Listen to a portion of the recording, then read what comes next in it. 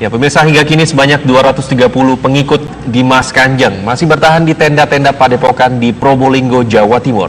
Namun para pengikut Dimas Kanjeng cenderung memilih menutup diri.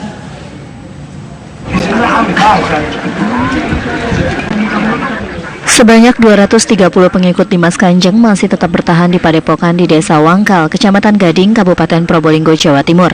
Namun kini aktivitas mereka tidak seramai sebelumnya.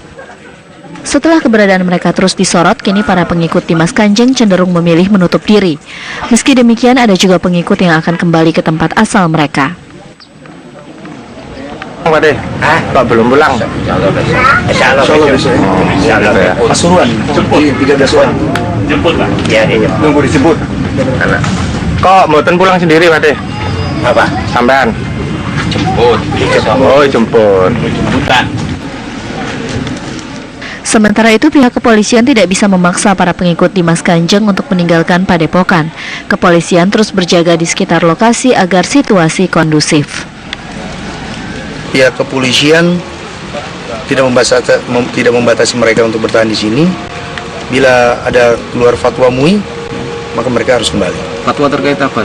Terkait MUI mengenai ajaran yang sesat, tapi itu di luar daripada pihak kepolisian. Total ada berapa kira-kira dan yang masih bertahan di sini santri?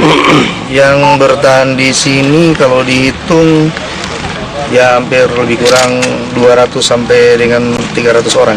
Dari barak-barak ini kita bisa lihat ada cuma 6, tidak seramai pada saat pelaksanaan upaya paksa. Alasan para pengikut tetap bertahan di padepokan adalah mereka meyakini mahar yang telah diberikan akan segera cair. Aparat setempat pun terus berupaya melakukan pendekatan kepada para pengikut agar mereka kembali ke asal mereka dan tidak mengikuti ajaran Dimas Kanjeng.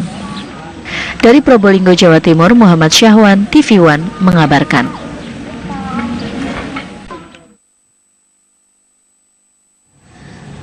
Ya, selanjutnya polisi terus melakukan pengawasan terhadap yayasan milik Padepokan Dimas Kanjeng di Tabanan, Bali. Polisi meminta kepada pengikut Padepokan menurunkan semua atribut berbau taat pribadi untuk menghindari aksi anarkis warga.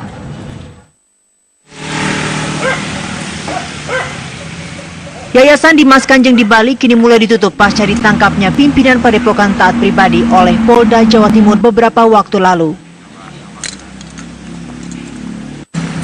Seperti yang terlihat di salah satu rumah yang dijadikan kantor yayasan di Desa Belimbing, Pupuan, Tabanan, Bali, kini tampak lengang dari aktivitas para pengikut Padepokan. Petugas kepolisian dan pihak desa terlihat menjaga rumah yang berada di pinggiran jalan tersebut. Tidak hanya itu, polisi juga mengimbau kepada para pengikut Padepokan untuk menurunkan segala atribut yang berbau Dimas Kanjeng. Kemudian untuk kegiatan sendiri di padepokan tersebut sudah tidak ada, dan tanda-tanda atribut dari padepokan tersebut juga atas himbauan sudah kami lakukan himbauan, dan atas kemauan dari pemilik rumah itu sendiri sudah diturunkan. Yayasan Dimas Kanjeng di Bali didirikan oleh pengikut taat pribadi yang berasal dari Pulau Bali pada 11 Oktober 2015 lalu dan diresmikan langsung oleh taat pribadi. Di padepokan ini, para pengikut taat kerap melakukan pertemuan dan doa bersama. Hingga saat ini pihak kepolisian masih menunggu laporan warga yang merasa dirugikan oleh taat pribadi.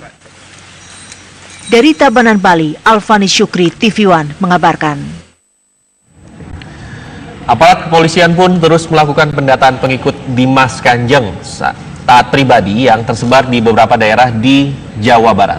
Kini satu persatu korban penipuan dari taat pribadi mulai buka suara dan mengalami kerugian puluhan hingga jutaan rupiah.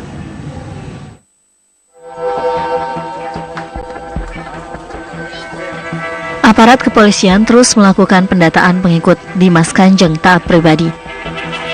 Di Cianjur, Jawa Barat, beberapa pengikut Dimas Kanjeng mengakui telah menyetorkan uang puluhan hingga ratusan juta rupiah ke Dimas Kanjeng. Salah satunya adalah Dadan Hamdani. Menurut pengakuan keluarga, Dadan Hamdani telah menyetorkan uang sebesar 25 juta rupiah ke Padepokan Dimas Kanjeng. Dadan Hamdani diketahui sudah bergabung menjadi pengikut Dimas Kanjeng sejak tahun 2013. Saat ini Dadan masih berada di Probolinggo, Jawa Timur untuk menuntut pengembalian uang oleh Yayasan Dimas Kanjeng.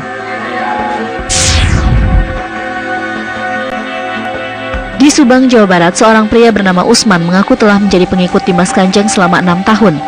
Keikutsertaannya berawal setelah dikenalkan oleh orang terdekat dengan pimpinan Padepokan Dimas Kanjeng Taat Pribadi. Ia juga telah mengeluarkan uang hingga 100 juta rupiah untuk dijadikan mahar dan diiming-imingi janji bahwa Taat akan melipat gandakan uangnya. Ironisnya, sebagian uang yang ia serahkan ia pinjam dari rentenir. Selain itu, ia juga diberi kotak berupa peti dapur ATM yang diisi uang lembaran Rp10.000, minyak, serta sejumlah jimat. Dengan mahar sekian akan dilipat gandakan ya dengan nominal yang luar biasa. Berapa tuh waktu itu? Dengar kabar sih dari 2 juta berlipat sampai 1 miliar. Kurang habis berapa? Kurang lebih 100 juta.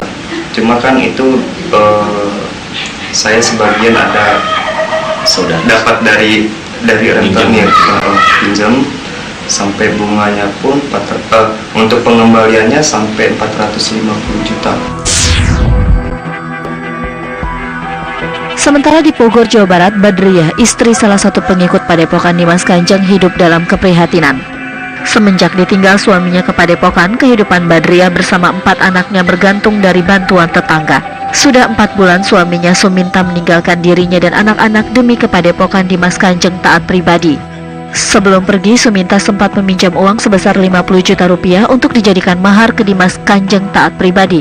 Dari komunikasi melalui telepon, Suminta yakin uang mahar yang diberikan ke Taat akan kembali dan berlipat ganda, meski kini Taat Pribadi telah ditangkap polisi. Kemana? Berangkat kemana? Ke Padepokan, berangkat ke Padepokan. Ya Allah, udah berhenti, kan saya udah jangan kekeh dia. Kini keluarga Suminta hanya berharap Suminta sadar dan segera pulang ke rumah. Tim TV One mengabarkan. Menanggapi rumor adanya sejumlah makam di Padepokan Dimas Kanjeng, pihak kepolisian Polres Probolinggo bersama Polda Jatim melakukan penyelidikan di lokasi. Hasilnya ditemukan 2 makam pengikut Taat Pribadi, namun belum bisa dipastikan apa penyebab kematian keduanya. Hingga kini sejumlah area steril Padepokan Dimas Kanjeng Taat Pribadi di Desa Wangkal, Kecamatan Gading, Probolinggo, Jawa Timur masih dijaga ketat dan diberi garis polisi. Pihak kepolisian Polres Probolinggo dan Polda Jawa Timur terus mengembangkan kasus pembunuhan yang diduga menimpa sejumlah pengikut Padepokan. Dalam proses pengembangan, polisi berhasil mengidentifikasi adanya 2 makam pengikut asal Magetan, Jawa Timur dan Kalimantan pada tahun 2013 dan 2016 yang berada di areal Padepokan. Namun polisi enggan menyebutkan di mana titik makam tersebut karena masih dalam proses penyelidikan. Selain itu diduga masih ada makam lainnya di area Padepokan Dimas Kanjeng. 2 orang yang meninggal di Padepokan itu kita sudah temukan untuk makamnya, namun sementara sekarang kita lagi mengumpulkan untuk ada 2 orang ya, laki dan wanita. Untuk asalnya kita sementara lagi mengumpulkan paket bahan keterangan. Untuk posisi daripada makamnya sendiri kita udah ketahui apakah memang ini meninggal wajar ataukah tidak. Kalau tidak wajar, kita laksanakan kegiatan penyidikan. Yang kita data itu berdua. Kalau memang arahnya memang terjadi sebuah kasus pembunuhan, ya kita bongkar. Polisi masih akan mendalami kasus kematian 2 pengikut ini dan mencari tahu serta meminta keterangan keluarga korban untuk memastikan penyebab kematian korban karena sakit atau ada unsur kesengajaan. Diharapkan pihak 2 keluarga korban bisa bekerja sama dengan kepolisian dan bagi keluarga pengikut yang hilang dihimbau segera melapor ke polisi. Dari Probolinggo, Jawa Timur, Muhammad Syahwan, TV One mengabarkan. Ya, pemirsa, Padepokan Dimas Kanjeng semakin menjadi perhatian warga, baik dari dalam maupun luar kota Probolinggo. Meski hanya bisa menyaksikan dari luar pagar pembatas, namun pengunjung tak henti-hentinya membadati area Padepokan, baik walaupun hanya sekedar untuk berfoto ataupun melihat. Sudah lebih dari 2 pekan pimpinan Padepokan Dimas Kanjeng Taat Pribadi ditahan di Polda Jawa Timur. Hampir setiap hari ratusan warga dari dalam dan luar kota Probolinggo berdatangan. Mereka datang karena penasaran dengan cerita yang menyebar dari dalam Padepokan Dimas Kanjeng Taat Pribadi. Walaupun hanya bisa menyaksikan dari luar pagar pembatas, para pengunjung tak henti-hentinya memadati area Padepokan. Mereka mengaku ingin melihat langsung kondisi rumah utama, tenda-tenda pengikut, tempat yang dianggap sakral di dalam Padepokan, atau hanya sekedar berfoto. Antara percaya dan tidak percaya sih Mas. Tapi kalau menurut orang sekitar ya banyak yang percaya, cuman saya pribadi sih belum percaya. Kenapa? Ya karena saya belum lihat sendiri. Kesini apa? Lihat-lihat atau ya? Lihat. Kenapa? Penasaran? Penasaran. Kenapa penasaran? Ya apa Padepokannya? Oh, terus selama ini belum pernah kesini? Tahu dari mana ini Padepokan? Ya tahu dari televisi itu loh. Kesini sama keluarga sendiri? Sama teman. Sama teman. Petugas harus bekerja ekstra keras mengendalikan pengunjung karena beberapa di antara mereka hendak masuk paksa ke dalam area Padepokan.